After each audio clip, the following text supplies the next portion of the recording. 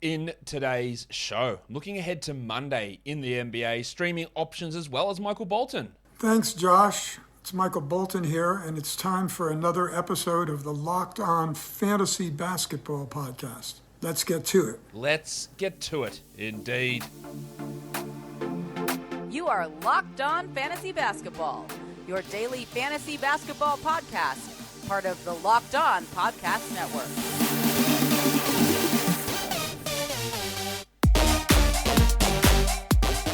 Hello and welcome to the Locked On Fantasy Basketball Podcast, brought to you by Basketball Monster. My name is Josh Lloyd and I am the lead fantasy analyst at basketballmonster.com and at Yahoo Sports Australia. And you can find me on Twitter as always at redrock_bball and on Instagram at Locked On Fantasy Basketball. Thank you for making Locked On Fantasy Basketball your first listen. Every day we are free and available on all platforms. We've got 8 games to look at on Monday. We're going to go through those games and then look at streaming options. First game. Grizzlies, Sixers. Is it real? Is it happening? Is the wave pool actually playing good minutes? Well, it is. And Desmond Bane's back. What a stunning development that Melton's good enough to play those minutes. Do I trust it? Of course I don't. But while Brooks is out, I'm willing to give Melton this opportunity. Because the numbers, the last 3-4 games have been really good. Now, stinkers could come for sure, but I think he is a guy you got to roster for now. And then I also want to watch Brandon Clark, because with Kyle Anderson back, I think it does chip into what Clark can do. Clark has been really serviceable, but does he move from being a guy that you have to have versus a guy who might occupy one of your bottom 2 spots on your roster, therefore making him very fringy? I think it's going to move towards that ladder where he moves into the 120, 140 range, and that doesn't make him must roster. For the Sixers, I want to watch Joel Embiid because he's just killing teams. He is just out there putting up big numbers almost every night, 30-plus points, dominating, making this team become actually good. And you contrast it with what he did in October and even November. It is just wildly different what we're seeing from Embiid. He looks great, and the numbers are fantastic. He's like number 2 ranked player over the last 2 weeks, number 5 for the season. He's not actually missing games at this point, which is great. Dominating. Also want to watch the painter, Matisse Thybulle, because things have been interesting for him, just in terms of the value that he can provide defensively. We know that's there, but nothing else. And that's always, I think, going to be the problem with Thybulle, is that he just doesn't give you anything that isn't defense. And when that isn't there, I don't know what happens. What do his minutes look like? Is he mid-20s? Is he 30? Is he 21? Yeah, all of these things, I think, also lead to some problems with his overall value. That the production's all over the place, and yeah, he turns into a guy much like Brandon Clark, who becomes a fringe sort of player if you really need those defensive stats, you have him. But otherwise, he is not a must-roster guy, in my opinion. For the Pelicans, Jonas Valanciunas. Jonas Valanciunas. It's him, it's Brandon Ingram, and it's Josh Hart. They're all questionable. Hart actually has played the last 2 games. Ingram's missed the last 4. Valanciunas has missed the last 3. Are they going to play? And if Valanciunas is out, I assume they go back to Billy Hernan-Gomez as the starting center with Jackson Hayes as the backup. So that's going to be something for us to watch as to how that gets used. Also, last game, Jose Alvarado played 20 minutes. Graham played 28. Alvarado killed him. He was great. I really think Alvarado's an interesting player. Especially when you get to a situation, well, maybe not when Zion's back, because his 3-point shooting is not as good as Graham's is.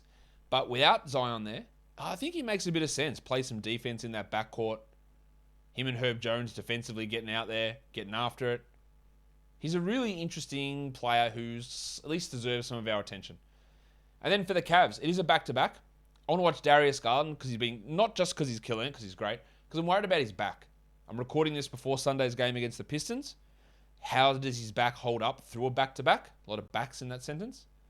And can he keep playing the minutes and the load that he's doing at the moment? I'm worried about that back injury. I also want to watch Kevin Love, who's just killing it. Without Lauri Markkanen, he's gone from a 20-minute-a-night player to like 24, and that's sort of the expectation. And then when Lauri comes back, he'll probably go back to 2021. Still maintaining must roster, but now he's like crushing. Like I think he's top 10 or top 20 over the last week, putting up some really big numbers.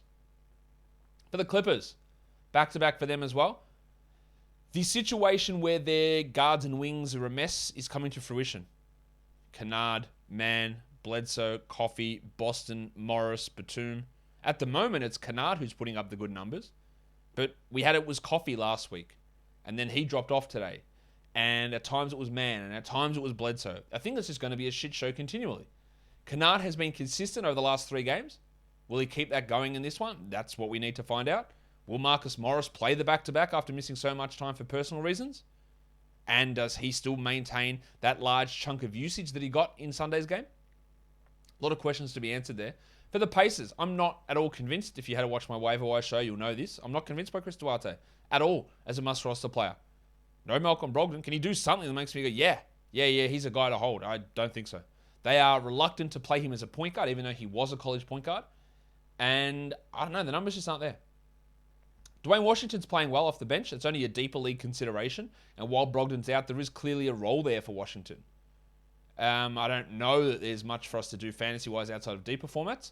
But see how he develops, I would much rather than give him minutes versus Lance Stevenson, who has literally no point for the future of this team other than the fans to go, we love Lance. Like, that's the only purpose of him being there at the moment.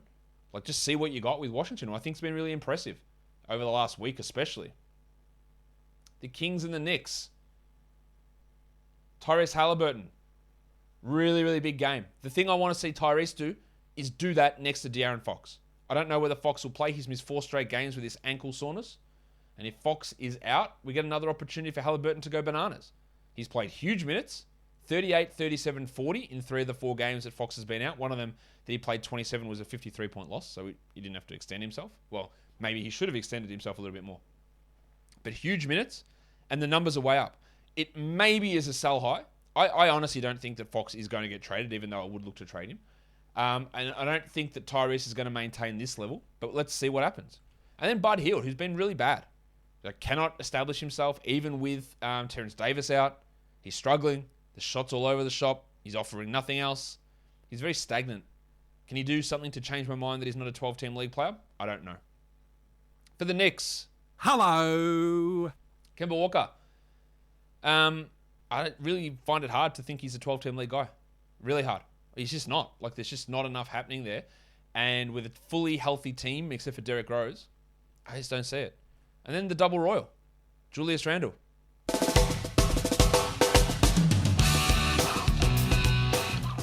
Is this one of the biggest one-year wonder stories we've ever seen? Like, can he improve? I actually don't know that he can. His game style is not fitting with the players around him. He's one of the most frustrating players in the NBA to watch. Last year, he was still frustrating. The shots just went in. And I'm not sure he actually improves. That's the worry I'm having with him.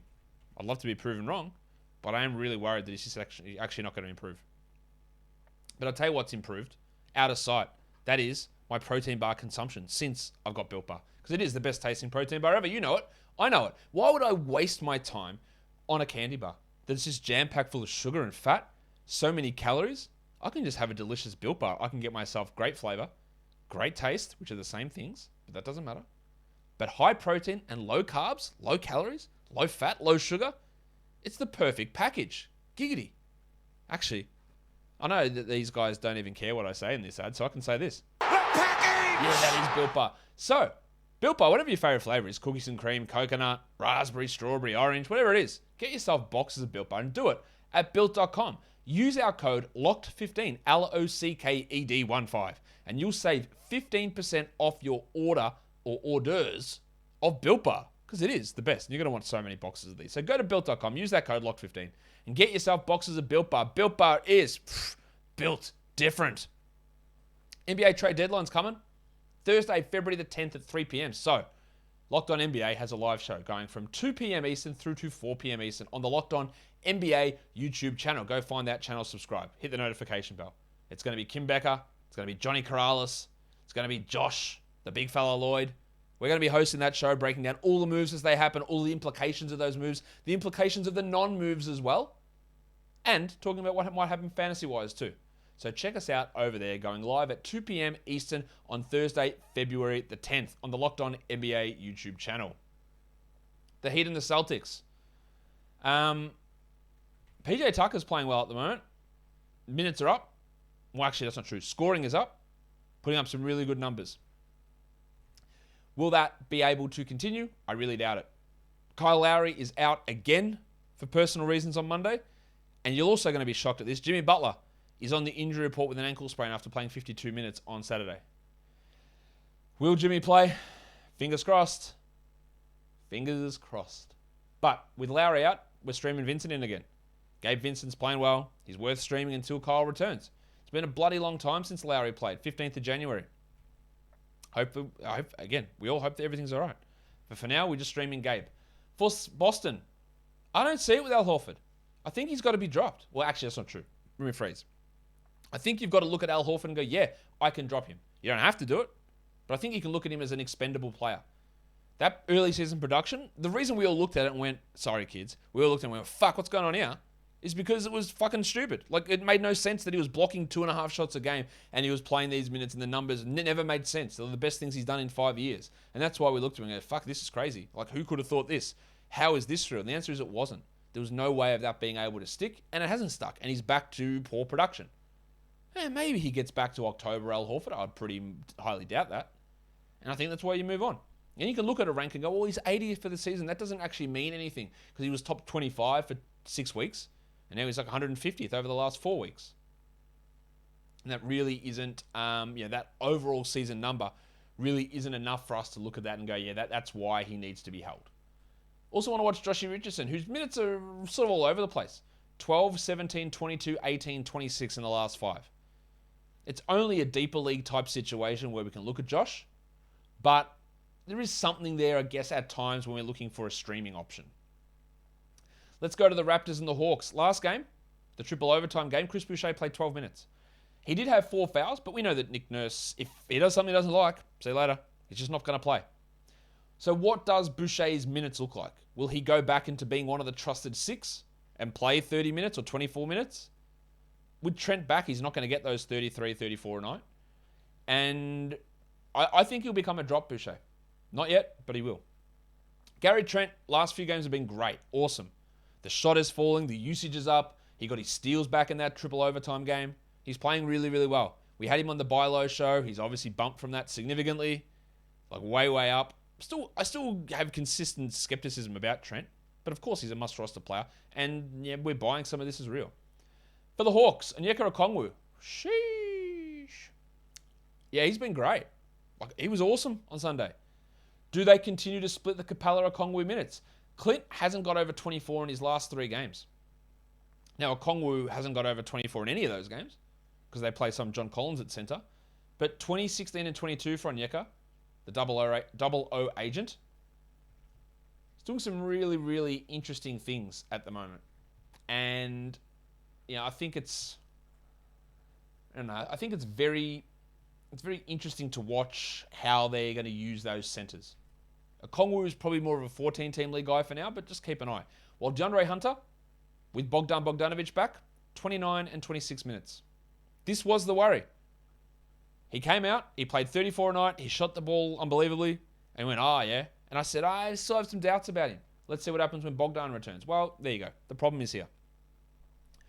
What's his playing time going to look like as we move forward? Is he going to be a 29-minute-a-night guy? He's not 12-team worthy in 29 minutes. I'm sorry, he's not. He's not good enough to be an absolute gotta peg him in guy. 33? Yeah. 29? No. So watching how those minutes get distributed is very, very intriguing. Warriors and Rockets. I just want to watch Otto Porter continue to do his thing. Will Steve Kerr stuff it up and throw John Kuminga in there? I doubt it. Porter's playing some pretty good basketball and enough to be a 12-team streamer. Well, Jordan Poole, it looks like he has figured out how to coexist with Klay Thompson. When Klay returned, it was dreadful for Poole. But he's playing well in his 25 minutes a night, putting up some really strong numbers, enough to be a back-end 12-team streamer type player.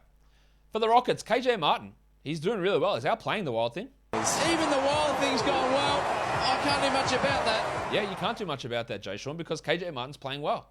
And he's at least a 14-team league A, but let's see what the minutes and play looks like between those two in this game. And then with Kevin Porter Jr. out, Gary Bird. Garrison Matthews is starting, and he does become an absolute option this week. 4 games this week.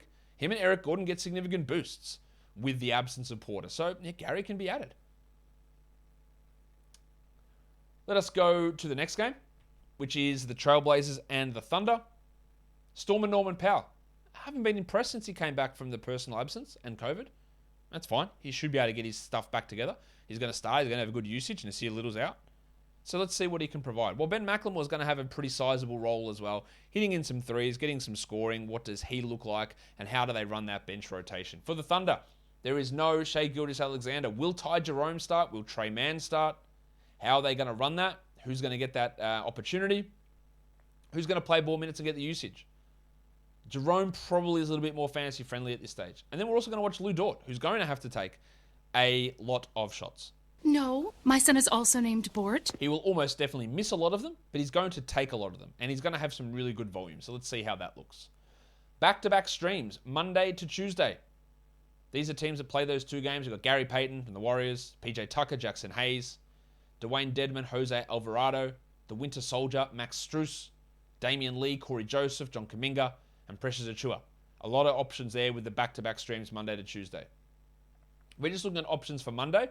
Eric Gordon and Gary Bird, Darius Baisley, Isaiah Hartenstein, Kenrich Williams, Emmanuel Quickley, Kyle Anderson, KJ Martin, Danilo Gallinari, and Torrey Craig all can be streamed in for Monday. For deeper leagues, also chuck in Isaac Okoro, Trey Mann, Ty Jerome, Chimezi Metu, Jeremiah Robinson-Earl, Grant Williams, Rajon Rondo, Jose Alvarado, and Quentin Grimes.